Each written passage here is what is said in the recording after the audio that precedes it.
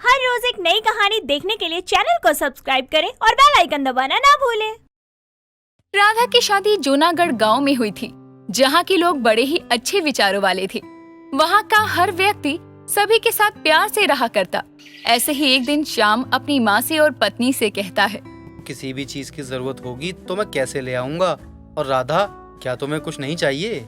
मैंने सोचा आप मुझसे कुछ नहीं पूछोगी, इसलिए मैं चुप थी। वैसे मुझे बड़े दिनों से लस्सी पीने का मन कर रहा था।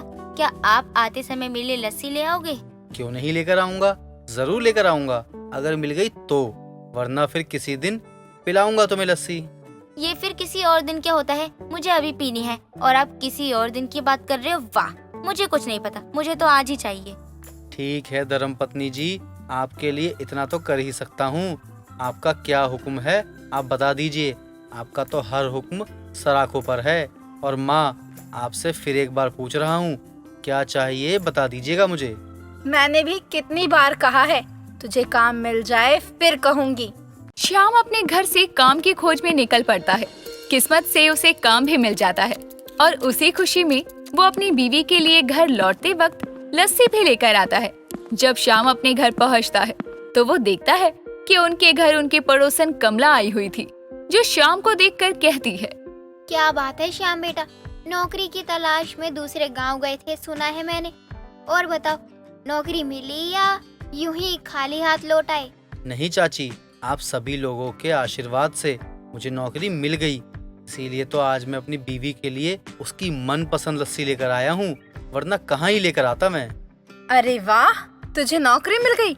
अरे बेटा, तूने बहुत अच्छी खुशखबरी दी है मुझे। मैं तो बहुत खुश हो गई बेटा तेरे लिए। हाँ माँ, मुझे पता है आपको बहुत खुशी होगी मेरी नौकरी की बात सुनकर। और राधा, तुम खुश नहीं हो क्या? बहुत खुश हूँ जी, आज आपको नौकरी मिल गई। इससे बड़ी खुशी क्या ही हो सकती है। तो पगली रो क्यों रही है? बिना वजह मुझे लगा तू मेरी नौकरी से खुश नहीं है। अरे ये तो खुशी के आंसू है। एक तो आपकी नौकरी की खुशी, दूसरी मेरे लिए लस्सी लेकर आए उसकी खुशी में। दीजिए मुझे, अभी सबके लिए लस्सी निकाल कर लाऊं। क्यों कमला चाची, लस्सी पियेंगी ना आप?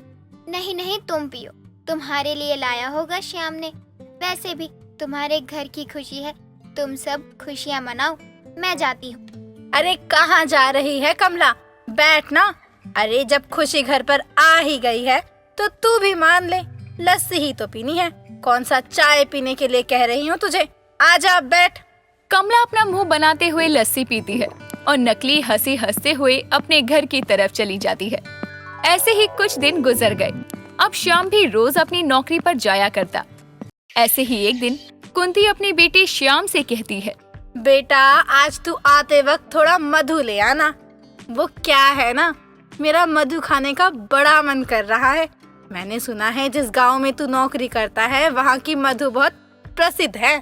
हाँ माँ, सुना तो मैंने भी है, लेकिन आज तक मैंने कभी चखा नहीं है।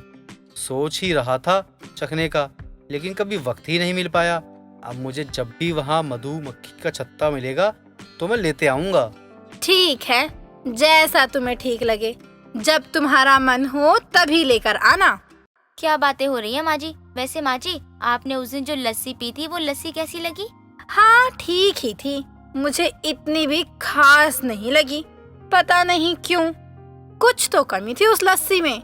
हाँ माँ, आपने सही समझा, उसमें कमी थी। पता है, वहाँ के लोग लस्सी में मधु डालकर पिया करते हैं। मैंने भी एक बार पी थी, बहुत ज्यादा स्वादिष्ट थी।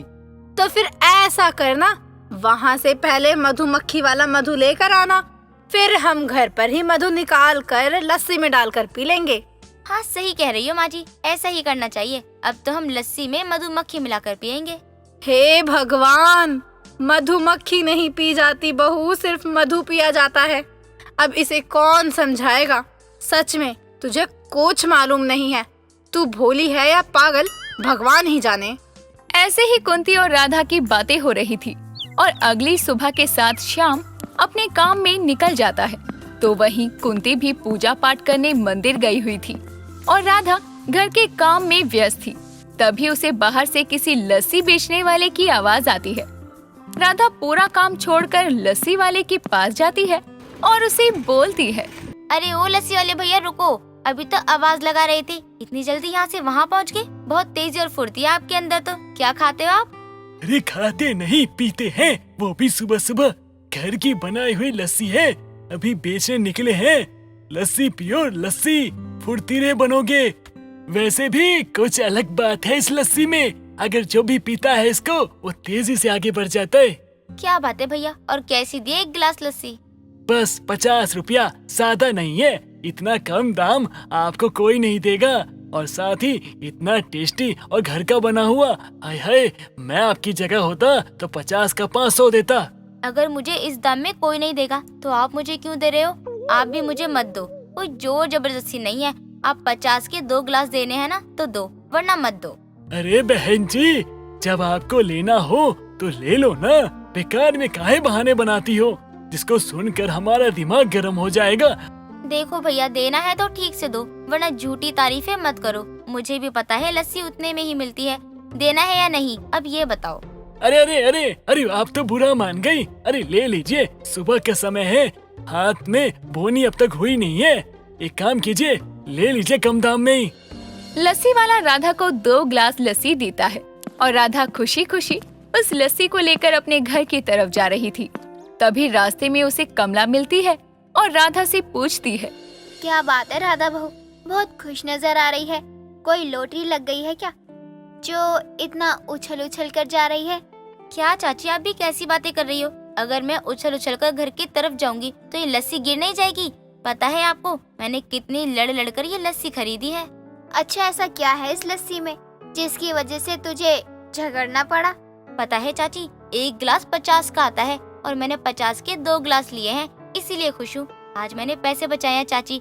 ठीक है, मैं चलती हूँ, माँ जी आने वाली होंगी, फिर उनको भी मैं लस्सी पीने को दूंगी। वो थक कर घर आएंगी ना, इसीलिए। ठीक है बहू, जा जाकर अपनी सास की सेवा कर, शायद तुझे पुण्य मिले। राधा को कमला की बात कुछ समझ नहीं आती और वो अपने घर की तरफ चली जाती है और जाकर लस्सी पीने लगती है। जब वो लस्सी पी रही थी तब उसे एक मधुमक्खी उसके होठों पर काट लेती है। हाय, ये क्या काट गया मुझे? उफ, बहुत तेज दर्द हो रहा है। कोई घर पर भी तो नहीं है जिसे मैं ये दिखा सकूं। बहू ये रख दे पूजा की थाली। उफ, बहुत गर्मी हो रही है, कुछ जल्दी से ठंडा पिला बहू। ये लीजिए माँ जी, आज मैं हम दोनों के लिए लस्सी लेकर आई थी, लेकिन मुझसे रुका ही नहीं गया तो मैं एक गिलास पी ली। लेकिन बहू तू घूंघट में क्यों है? ऐसे तो तू कभी नहीं करती, आज तू ये घूंघट क्यों कर रही है? माँ जी, जब मैं लस्सी पी रही थी उसी वक्त एक मधुमक्खी ने मुझे बहुत तेज काट लिया और तभी से मेरा मुंह सूज गया है। आज मैंने मधुमक्खी वाली लस्सी पी थी ना, आज ऐसा हो गया। लेकिन तुझे मधुमक्खी किसने दिया और तू उसे क्यों खा गई? माँ जी, वो मैंने ही लस्सी वाले भैया से मधुमक्खी वाली लस्सी मांगी थी और मुझे क्या पता था ये मधुमक्खी मुझे ही काट लेगी। ये क्या बहू, तेरा मुंह तो सूजकर बंदरिया के जैसा हो गया है, और पी ले मधुमक्खी वाली लस्सी। राधा का होठ बहुत बुरी तरह सूज गया था, जिसे देखकर कुंती बहुत हंसने लगती है। और जब शाम को श्याम घर आता है तो वो देखता है कि मधुमक्खी की लस्सी पीने वाली बहू का मुंह सूजा हुआ है। कई दिनों तक राधा अपना मुंह छुपा कर ही रखती थी। ऐसे ही कुछ दिन बीत गए और अब राधा ठीक हो चुकी थी। अब अगर कोई भी लस्सी आती तो राधा उसे अनदेखा कर देती। कहते हैं ना, दूध का जला भी छाछ फूक फूक कर पीता है। कुछ ऐसा ही हाल अब राधा का था।